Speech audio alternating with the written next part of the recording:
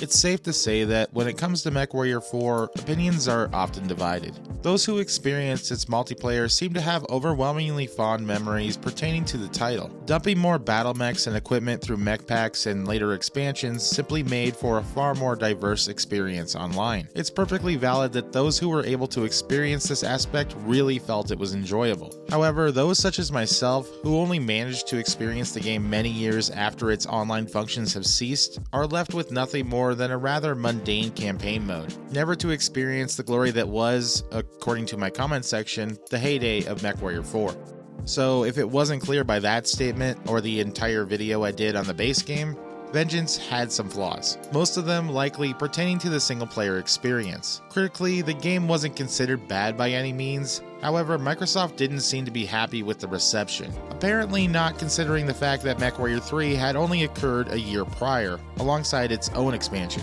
So, in all likelihood, the player base had its attention divided between two major titles. For whatever reason, they would pull Facet Interactive away from the main series in order to work on Mech Assault for their newly conceptualized Xbox project. Yet, they wouldn't just stomp out MechWarrior and move on.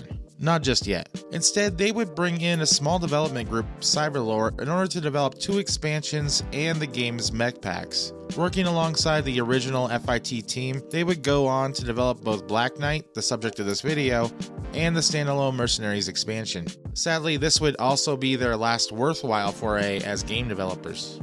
During the 90s, Cyberlore's primary output was a handful of fantasy titles and expansions. Yet that would all change when, just before 2001, Microsoft tasked them with developing additional content for MechWarrior 4. For 2 years, they would work alongside the Facet Interactive team, creating what many considered to be the best aspects of the title. It's very clear that Cyberlore's love of the battletech IP may have been what ultimately redeemed long-term opinions of MechWarrior 4 itself.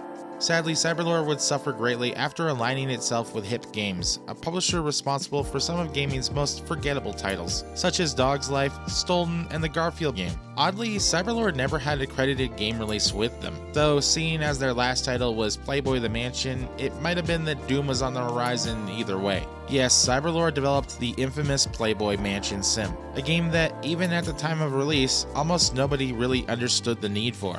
After rapidly expanding, only to lay off 2/3 of their staff, whatever was left of Cyberlore would become Minerva Software, focusing on titles that centered around training and education. A noble move, certainly. However, it would also thrust them into relative, if not absolute, obscurity.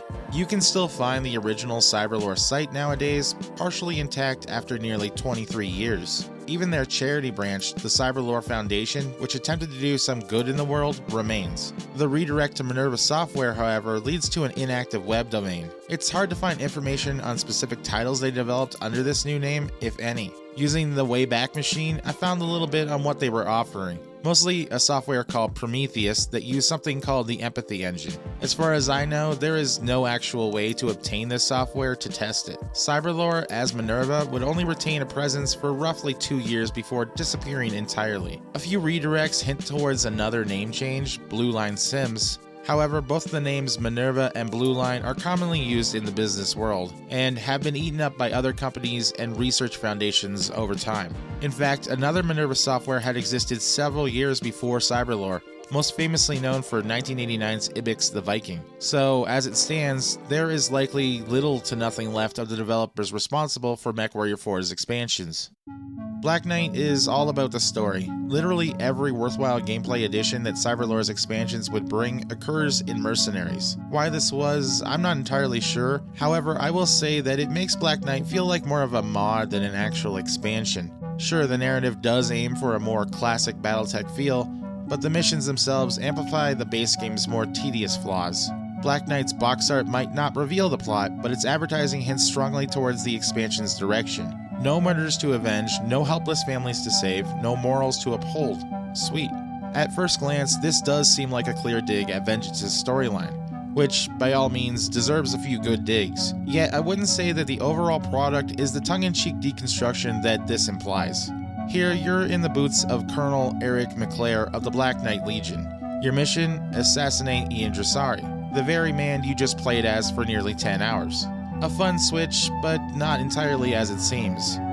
At the end of MechWarrior 4, Ian could make two choices. One path led to Ian Dressari abandoning his sister to obtain a weapons cache, aiding his quest for vengeance, but also leading to her death. This leads Ian down a darker path, one that has him snuffing out those who dare speak against him. This drives away several of his allies who stood against similar behavior exhibited by Steiner forces, and the formation of a rebel group eager to end the Dressari's rule. Still scorned by their loss, the Lyrian Alliance, primarily Steiner forces, take advantage of the situation in order to retake the planet.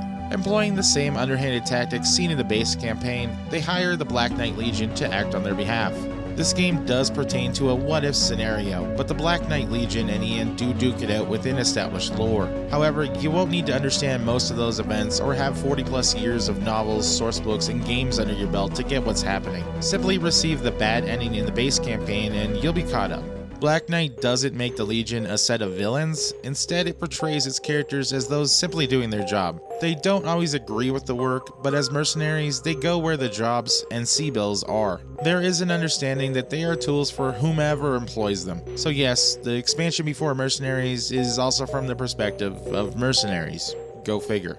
That being said, the story isn't exactly groundbreaking either. Black Knight follows a very predictable anti-hero arc, culminating in an obvious betrayal by their employers, only about halfway through the campaign. This was a very even generic trope at the time, and it's disappointing to see in a game I felt showed a bit more narrative promise. Though, I suppose in comparison to other games in the series, it's nice to have a functional narrative at all.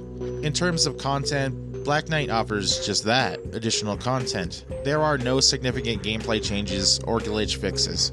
You'll still be circle strafing or charging enemies head on, trying your best not to walk directly into them while slowly chipping away at their armor. Vengeance's underpowered weapons are still present, combat again becoming a slog as you progress.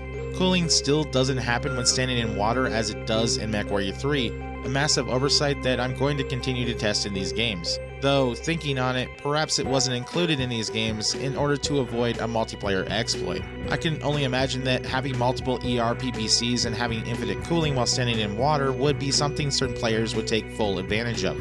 What you get is a completely new scenario, the occasional use of a black market to sell and buy parts during missions, maps, and 5 new mechs. While a handful of new battle mechs are nice to see, especially the titular Black Knight, they don't add anything meaningful to the experience. Despite no actual mechanical changes, the game features 5 new operations that take around 6 hours to complete. These take place on a set of new maps, though they're noticeably less detailed than those seen in Vengeance. Mostly, you'll be battling your way through vast hilly expanses with the occasional base. Even those initial levels taking place on a crystal mining world aren't that impressive in design, though the crystals themselves are fun to walk into and shatter. These maps do get the job done, providing ample room for the skirmishes ahead, but lack any real personality. Each mission begins with a basic radio update, a downgrade from the visual transmissions seen in Ian's adventure. Luckily, the majority of Black Knight's voice cast is a step up from Vengeance. How many mechs are in the patrol? At least 6, Striker 1. But if we've done our job right, surprise will be total. Should give us a few good shots before they come to their senses. The vehicles do not need to be targeted. We just need to eliminate our pursuers. I'm going to stay on the ridge. Striker Lance, let me know when the enemies are in position. The tone here feels more in line with MechWarrior 3, which makes more sense for instantaneous communication over long distances. However, majority doesn't mean perfect either. The actor playing Eric seems to be channeling a cheesy old-school radio drama hero. Because of this, he comes off overly confident in nearly every tight situation, never showing any sort of panic or concern when outnumbered or even facing the death of a comrade. Our new lance mate is Corporal Robert Olson.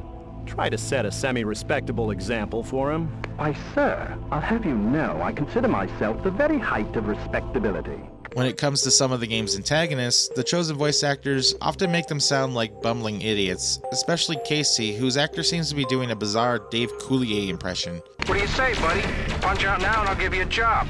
Scrubbing toilets. Thanks, I'll pass.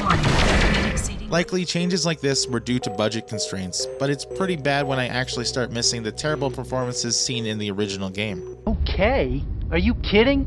I had to eat bugs.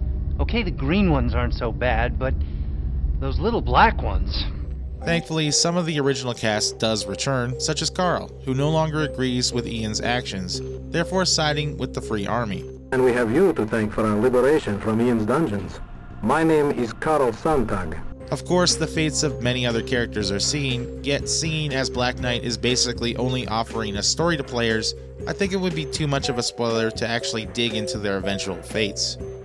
In terms of mission design, Black Knight doesn't offer much in the way of cleverness or variety, barely matching the quality of missions seen in MechWarrior 4, and certainly not those seen in the third game. Honestly though, there might not have been much room for innovation at this point in time. Mech simulations are somewhat limited, and while MechWarrior expansions were known to be vast additions and improvements on their base game, those of other games tended to be more of the same rather than the sequel-like add-ons fans of this series were spoiled with. It could have just been that Cyberlore, familiar with building expansions for other games, merely did what they were good at. All missions are centered around destroying or escorting targets, and you'll always be participating in some sort of massive skirmish. No matter the objective, you'll be facing an excessive number of enemy battle mechs. On paper, this sounds exciting, being a small group of battle mechs facing off against outstanding odds, but it really does get tiring as time goes on. Remember, this is still MechWarrior 4, where it takes too long to take a rival mech down. Nothing is overpowered, but it feels underpowered as well. Again, this balance might have worked better in a multiplayer context, but it doesn't translate to a fun, lengthy single-player experience, not when a decent majority of the game consists of these scenarios. Overall, Black Knight isn't actively bad, just a flat extension of the main game and one of its endings. It barely feels like its own thing aside from the storyline, focused on eliminating the base game's heroes. It's honestly downright difficult to even talk about something like this because it offers so little. The expansion is a side experience fueled by Microsoft's investment in the IP, created by an adoptive developer. Fans of the base game will love it, yet if you didn't like what Vengeance offered, you absolutely won't enjoy this either.